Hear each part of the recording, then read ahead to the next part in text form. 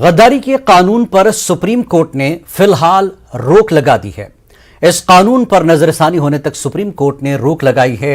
इतना ही नहीं, अदालत ने यह भी कहा है कि दफा 124(a) के तहत कोई नया मुकदमा दर्ज न किया जाए। गद्दारी कानून के तहत जेर इल्तिमाम मामले जूं का तूं रहेंगे।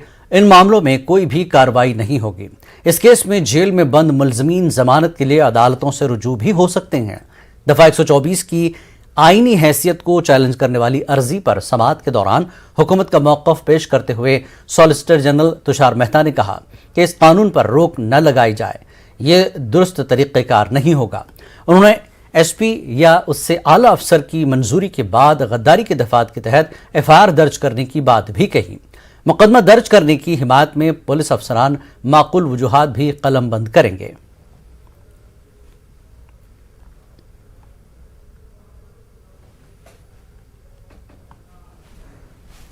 सुप्रीम कोर्ट ने आज एक महत्वपूर्ण फैसला देते हुए 162 साल पुराने राजद्रोह कानून को निष्प्रभावी करने का आदेश जारी किया है। सुप्रीम कोर्ट ने अपने आदेश में यह कहा है कि जब तक केंद्र सरकार 124(a) यानी कि देशद्रोह कानून की समीक्षा करता है, तब तक ना तो देशद्रोह से संबंधित नए मुकदमे दर्ज किए जाएंगे और ना ही उस दर्ज किए गए मुकदमों पर ट्रायल किया जाएगा। वहीं कोर्ट ने अपने आदेश में यह भी कहा है कि इस मुकदमे से संबंधित जितने भी आरोपी हैं वो राहत के लिए निचली अदालतों का दरवाजा खटखटा सकते हैं। सुप्रीम कोर्ट ने केंद्र सरकार को भी इस कानून की समीक्षा करने का आदेश दिया है। वहीं सुप्रीम कोर्ट ने यह कहा है कि नए कानून जब तक इस पूरे मामले पर केंद्र सरकार समीक्षा नहीं कर लेती है, तब तक ना तो राज्य सरकारें इससे संबंधित कानून से कोई मुकदमा दर्ज करें और ना ही इससे संबंधित कोई ट्रायल चले।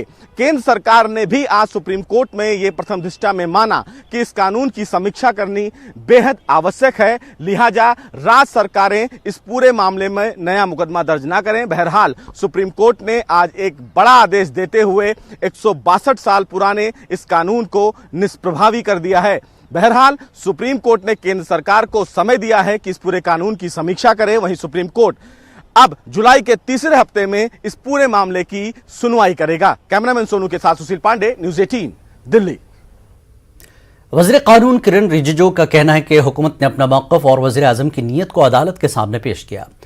हम अदलिया और उसकी खुद मुख्तारी का एहतराम करते हैं, लेकिन मुक़न्ना आमिला और अदलिया के बीच लक्ष्मण रेखा है, उसका एहतराम किया जाना चाहिए।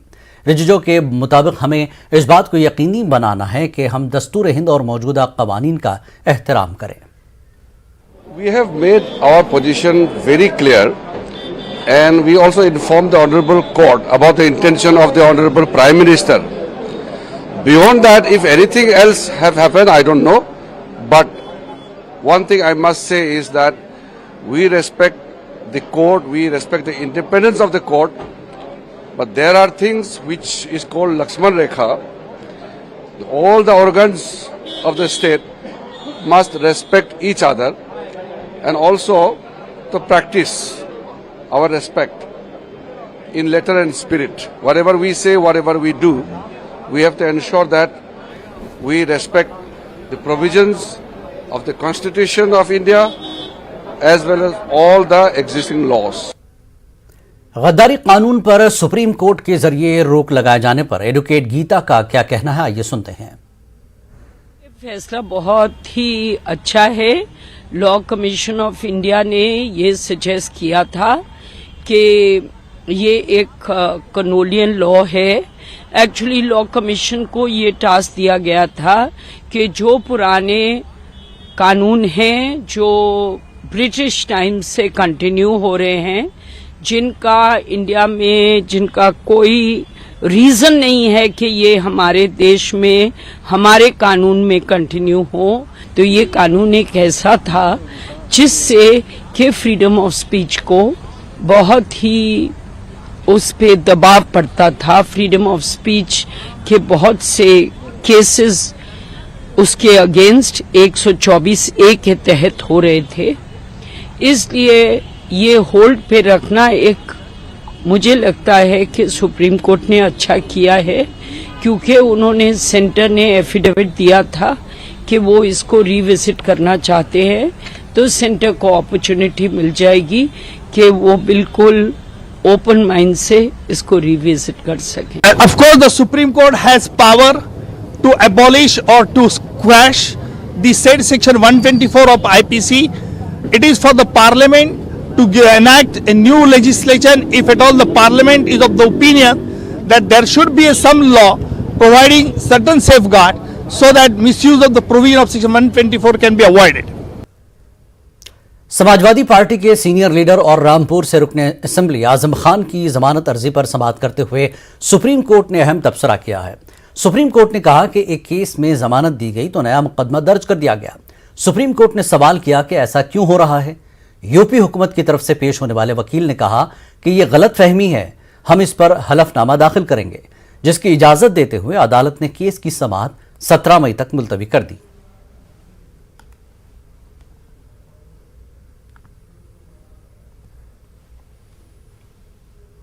और नाजरीन, दिल्ली में आज भी कई जगहों पर तजावुजात के खिलाफ एमसीडी की कार्रवाई जारी है। द्वारका, तिलकनगर, लोधी कॉलोनी समेत दीगर मकामात पर एमसीडी का अमला तजावुजात हटाने में मसरूफ है। उधर दिल्ली में इन्हदामी कार्रवाई के खिलाफ एहतजाज भी मुनज़्ज़म किए जा रहे हैं। लेफ्ट पार्टियां आज मार्च कर रही हैं।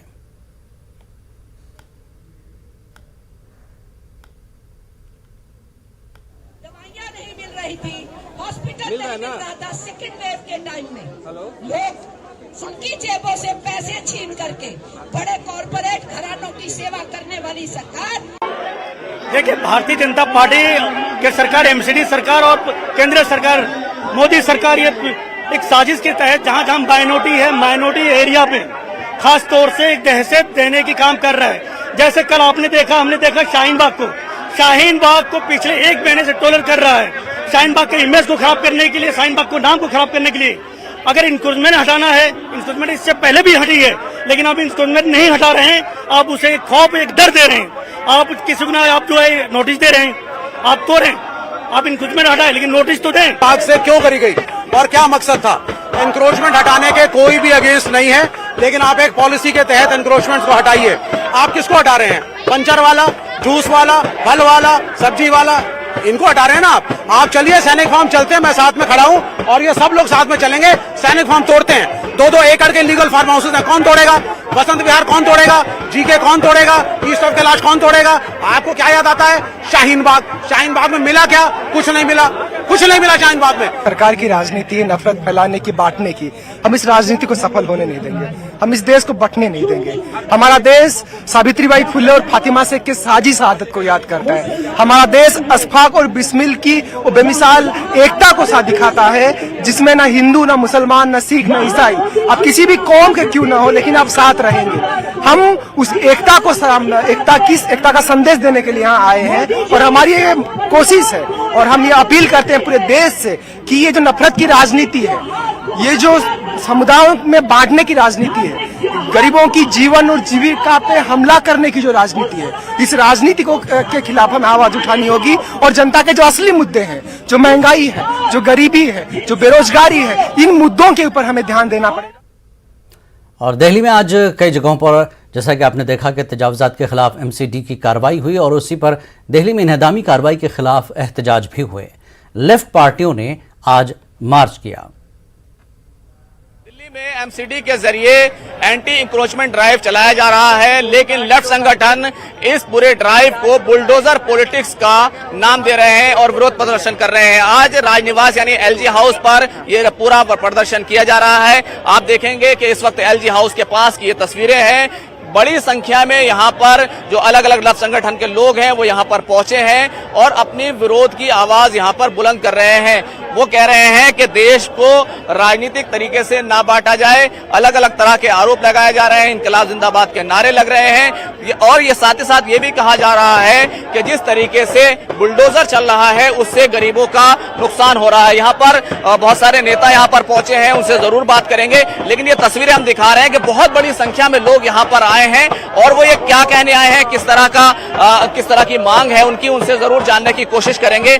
आप यहाँ पर आए हैं, क्या डिमांड है, क्या कहने के लिए आए हैं? देखिए, हमारी सीधी सादी डिमांड है कि ये बुलडोजर राजनीति गरीबों के खिलाफ, मुजरिमों के खिलाफ, मुस्लिमों के खिलाफ बंद होनी चाहिए।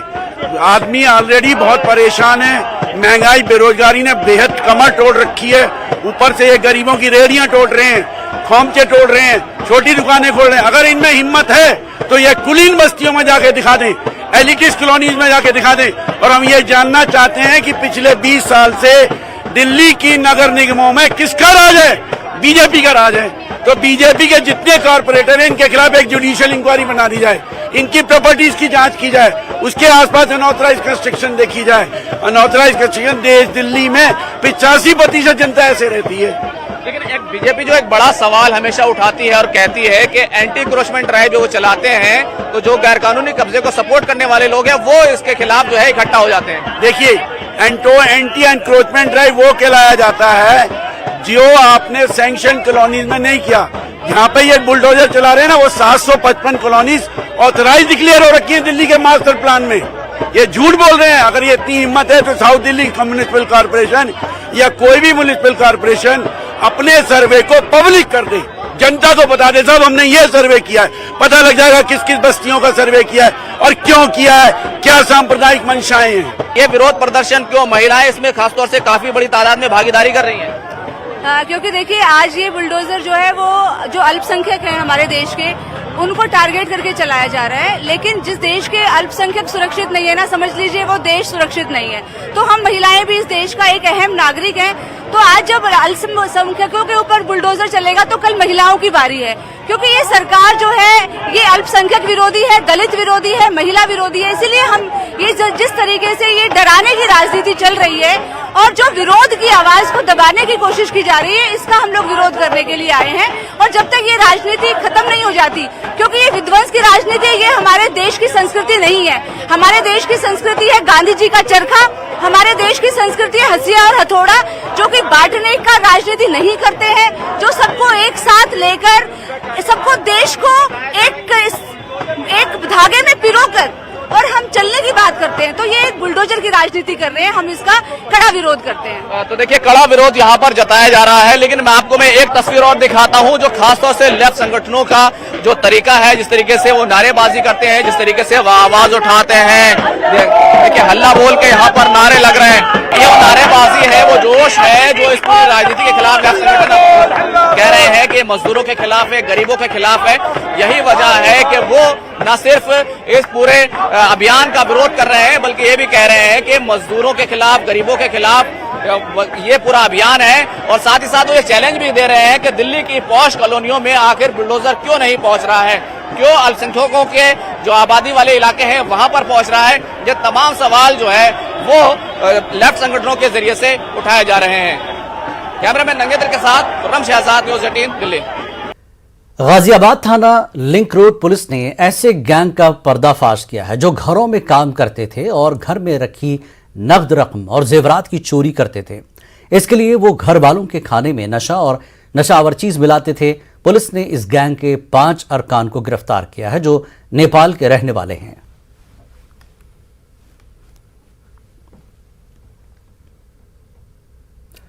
National assessment and accreditation council NAAC ने अलीगढ़ मुस्लिम यूनिवर्सिटी की नजरसानी की दरख्वास्त को मंजूर करते हुए एएमयू की रैंक को तरमीम करके A+ कर दिया है।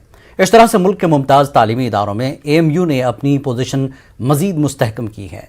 एएमयू के तर्जुमान प्रोफेसर शाफिक कदवाई ने बताया कि नैक ने इससे कबल एएमयू को A रैंक अता किया था, जिस पर AMU vice chancellor professor Tariq Mansoor ने नजरसानी की दरख्वास्त के लिए एक कमेटी कायम की थी।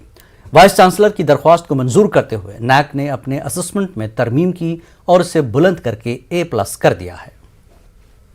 ये अलीगढ़ मुस्लिम यूनिवर्सिटी के लिए ये बहुत गर्व की बात है कि नैक ने, जो हमारी नेशनल एक्रेडिटेशन कमेटी है, उसने हमारी रैंकिंग में सुधार किया है। और हमें पहले अभी 2-3 महीने पहले जो रैंकिंग हुई थी उसमें A मिला था, फिर हम लोगों ने उसमें एक रिप्रेजेंटेशन किया। प्रोफेसर तारिक मंसूर साहब ने बहुत सी बातें रिप्रेजेंटेशन के ज़रिए कहीं, तो अब उन्होंने हमें अपग्रेड किया है और अब हमें जो है वो A+ ग्रेड के संस्थानों में शामिल किया है।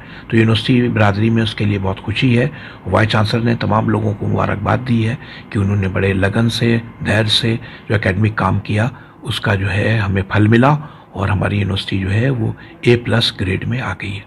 ए ग्रेड जो हमें मिला था, अब वो बढ़ के CGPA 3.35 on scale of 7 point पे मिला है, यानी कि A+ अब अलीगढ़ मुस्लिम यूनिवर्सिटी को मिल गया। ये जितने भी हमारे टीचर्स हैं, जितने भी रिसर्च वर्क हुए हैं और जितनी पूरी एक टीम जो है उसको मुबारकबाद दी है वाइस चांसलर साहब ने कि ये उनके एफर्ट्स हैं और आगे भी इम्प्रूवमेंट करेंगे। और हमें मालूम है कि हमारे पास वो इंफ्रास्ट्रक्चर है, हमारे पास वो ग्रोथ है, हमारे पास वो पोटेंशियल है कि हम बहुत जल्दी A++ के भी हामी होंगे।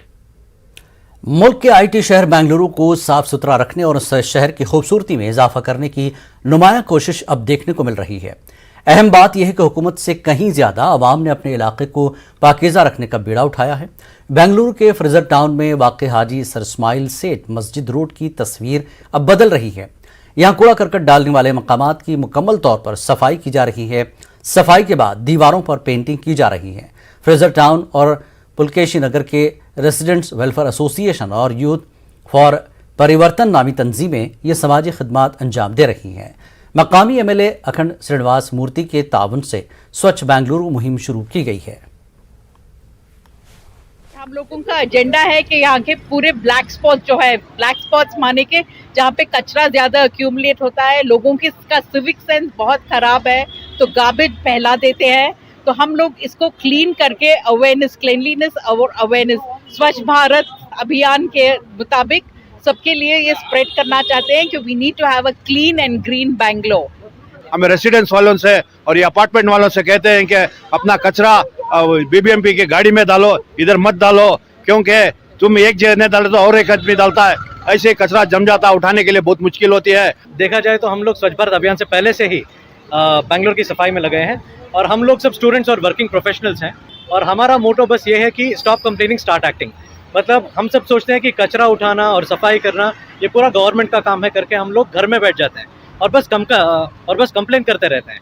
लेकिन हम लोग सब we live in a democracy. Democracy का मतलब होता है कि सरकार के साथ हम लोगों को भी हाथ मिला करके काम करना रहता है। सो कूड़ा यहाँ नहीं फेंकना है, ये so this is our basic duty. Message is we need more public toilets here and then we need more CCTVs so we can see what's happening around the city. We have less CCTVs here and we need better footpaths and roads. किसी भी शहर को, किसी भी इलाके को पाक और साफ रखने की जिम्मेदारी सिर्फ हुकूमत की नहीं है बल्कि लोगों की भी जिम्मेदारी है। लिहाजा बेंगलोर के फ्रेजर टाउन के मस्जिद रोड को खूबसूरत, खुशनुमा बनाने की कोशिश आज देखने को मिली है। कैमरामैन महेश के साथ रऊफ अहमद, न्यूज़ 18 उर्दू, बेंगलुरु। अलीगढ़ मुस्लिम यूनिवर्सिटी कैंपस में आहिस्ता आहिस्ता बहारें लौट रही हैं। इसी का नतीजा है कि तलबा को मुलाजमत देने के लिए कंपनियां भी कैंपस की तरफ रुख करने लगी हैं। AMU के आर्ट्स फैकल्टी लाउंज में टैब ग्रुप की कई टीमों ने इकोनॉमिक्स, मास कॉम और MBA के तलबा के इंटरव्यू लिए, जिससे तलबा में एक अच्छा माहौल देखा गया। Training placement officer Saeed Hamid ने बताया कि कैंपस में अब कंपनियों का आना शुरू हो गया है और मुसलसल कंपनियां आ रही हैं, जो एक अच्छी अलामत है और इसके मुस्तकबिल में बेहतर नताइज देखने को मिलेंगे। देखिए, आज एक टैब ग्रुप है जो नोएडा से आए हैं हमारी यूनिवर्सिटी में और अलग अलग कोर्सेज़ को रिक्रूट करने के लिए। जैसे आज इकोनॉमिक्स के बच्चे के इंटरव्यूज़ चल रहे हैं, मास कॉम वालों के चल रहे हैं, MBA वालों के चल रहे हैं, कॉमर्स वालों के चल रहे हैं। तो ये एक बहुत बड़ा ग्रुप है जो कि इंटरनेशनल इवेंट्स ऑर्गेनाइज कराता है। तो उसमें हमारे स्टूडेंट्स के लिए HR में जॉब्स हैं, मार्केटिंग में जॉब्स हैं, कंटेंट राइटिंग में जॉब्स हैं, स्ट्रेटेजिक पार्टनरशिप में जॉब्स हैं। तो ये अच्छा काफ़ी वेरिड ऑप्शंस लेके ये लोग आए हुए हैं और अच्छा माहौल है कैंपस में। परसों भी जैसे 12 तारीख को हमारे अल्ट्राटेक सीमेंट भी आ रही है MBA के लिए और सिविल के लिए, जबकि ये है कि सब सिविल के अंदर थोड़ा सा मार्केट भी लो है, लेकिन उसके बावजूद भी हमारे यहाँ सिविल में भी। कल के मुकाबले आज कोरोना के नए केसेस में 600 से ज्यादा का इजाफा दर्ज किया गया है। आदादशुमार के मुताबिक पिछले 24 घंटों में 2897 नए मामलों की तस्दीक हुई है, जबकि इसी अरसे में 54 मरीजों की मौत हुई है। आदादशुमार के मुताबिक पिछले 24 घंटों में 2986 मरीज शिफायाब हुए। मुल्क में कोरोना के एक्टिव मामले 19,494 हैं।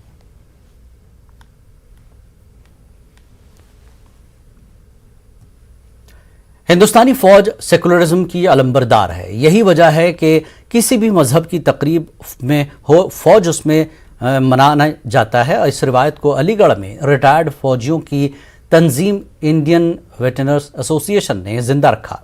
तंजीम की जानिब से अलीगढ़ में ईद मिलन तकरीब का इनेकाद किया गया, जिसमें बिला तफरीक मजहब मिल्लत सभी लोगों ने शिरकत की और अपने तासुरात का इजहार किया।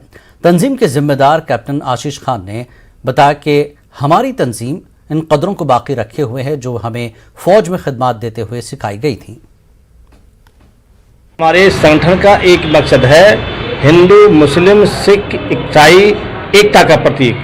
और हमारी सेना में भी दीपावली, होली, ईद या जो भी धर्म होते हैं मिलजुल करके बड़े सौहार्द तरीके से मनाते हैं। हमारा संगठन भी आए दिन हर जिले में पूरे देश में कभी होली मिलन समारोह मनाते हैं, कभी ईद मिलन समारोह मनाते हैं, कभी दीपावली का त्यौहार मनाते हैं।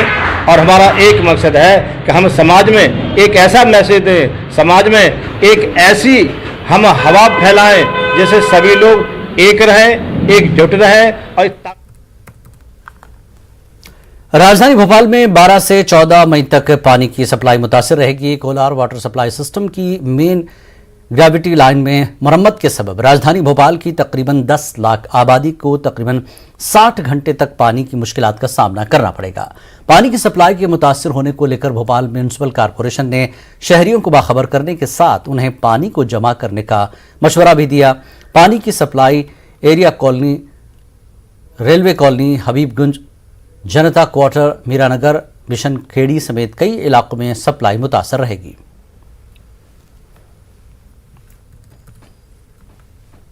श्रीलंका में शहर शहर एहतजाज की लहर है। एहतजाजी सदर गोटाबाया के इस्तीफे का मुतालबा कर रहे हैं। इस बीच सदर गोटाबाया ने एहतजाजियों से कानून हाथ में न लेने की अपील की है।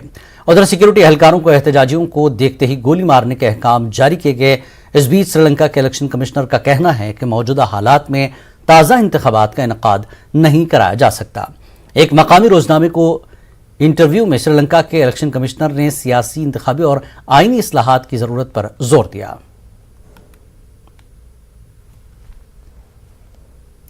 इस डिजिटल दौर में खवातीन के साथ ऑनलाइन बदसलूकी और हिरासा करने के वाकयात में इजाफा हुआ है। खवातीन को हिरासा करने के हर वाक़े पर आवाज़ उठाने की तरगीब देने की ज़रूरत है ताकि कसूरवारों को जिम्मेदार ठहराया जा सके। कॉल इट आउट क्योंकि इट इज़ नॉट ओके मुहिम के जरिए न्यूज़ 18 नेटवर्क और ट्रू कॉलर यही हदफ हासिल करना चाहते हैं। एक ऐसे ही कंटेंट राइटर की मुतासिर कुन कहानी देखिए जिसने ऑनलाइन हिरासा करने के खिलाफ लड़ने का फैसला किया। मिलिए सतस्य थरीन से, मैंगलोर के 28 साल की कंटेंट क्रिएटर। सोशल मीडिया पर अपनी ऑडियंस से जुड़ने के सफर में सतस्य को एक अप्रिय घटना का सामना करना पड़ा। उसे एक आदमी से अनचाहे भद्दे मैसेज और ईमेल्स आने लगे। सतस्य ने इस हैरेसमेंट को इग्नोर करने की बजाय साइबर क्राइम पोर्टल पर इसकी सूचना दी।